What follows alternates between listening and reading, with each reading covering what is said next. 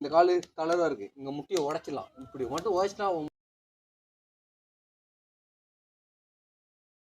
இப்படி நின்றுட்டீங்கன்னா வராது. நிலை நிற்கும் போது இப்படி நேர், இது வந்து நேர் இருக்கணும், இது சைடில் இருக்கணும், லைட் பெண்டு. அப்படி நிற்கணும், தெளிவா கரெக்டாக நிற்கணும். இது என் காலில் ஒருத்தன் உதைக்க வரான், என் கால் இந்த கால் உதைக்கவா, பேக் உடனே பேக் எடுக்க தயாராக இருக்கணும். உதைக்க வந்தால் கால் பேக் மிஸ்ஸிங், அப்போ இந்த கால் போத. புரியுதா? இப்போ ஏமாத்தணும். இந்த கால் தளர்வா இருக்கு, இங்கே முட்டியை உடைச்சிடலாம். இப்படி மட்டும் உடைச்சிட்டா அவன் முட்டி உடஞ்சிரும். இதை உதைச்சா என்ன ஆகும்? முட்டி உடஞ்சிரும். உதைக்க விடக்கூடாது. உதைக்க வர்றான் அப்படின்னா இறக்கிடணும்.